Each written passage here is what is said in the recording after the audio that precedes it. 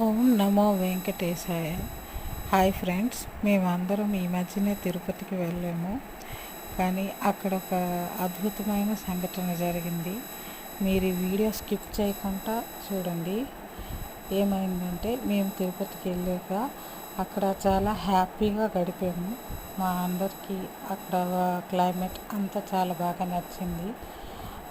మేమందరం చాలా స్వామివారి దర్శనం కూడా చాలా బాగా జరిగింది. ఫస్ట్ డే, సెకండ్ డే వచ్చేసరికి మేమందరం స్వామివారి దర్శనంకి వెళ్తుండగా మాతో వచ్చిన మా మామయ్య గారు అలసిపోయి ఇంక నేను స్వామివారి దర్శనానికి రాలేను అని అన్నారు.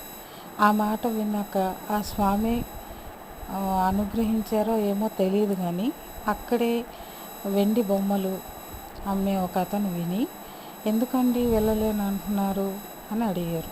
అతనికి అలికి ముడుకులు నొప్పులండి, అందుకే వెళ్ళలేను అంటున్నారు. అంత దూరం స్టెప్స్ ఎక్కి బ్రిడ్జ్ పై నుంచి కిందకి దిగి అన్ని మెట్లు ఎక్కి నడలేరు కదా, అందుకని వెళ్ళలేను అనేసి అంటున్నారు అని అన్నాను. అనగానే అతను వెంటనే ఏమన్నారంటే, మీకు ఈ విషయం తెలీదా?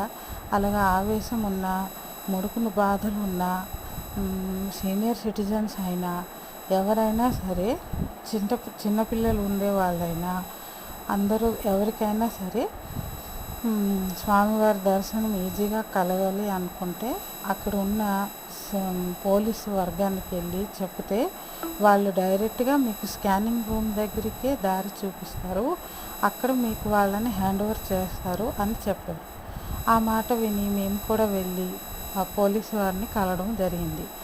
వెంటనే వాళ్ళు స్పందించి మా మామయ్య గారిని డైరెక్ట్గా తీసుకెళ్ళి స్కానింగ్ రూమ్ దగ్గర మాకు అప్పచెప్పారు. ఈ విషయంలో మాత్రం తిరుపతి పోలీసులకి నా సెల్యూట్. ఈ విషయము చాలామందికి తెలియక కష్టపడి మెట్లెక్కి పైకి వెళ్తున్నారు.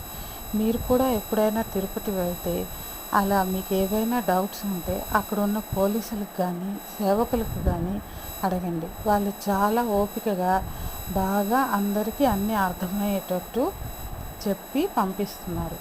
సో ఈ వీడియో మీకు ఎవరికైనా యూజ్ అవుతుందేమో చూడండి. మాకు మాత్రం తిరుపతి దేవస్థానంలో చాలా బాగా రిసీవింగ్ జరిగింది, చాలా బాగా దర్శనం జరిగింది. అదొక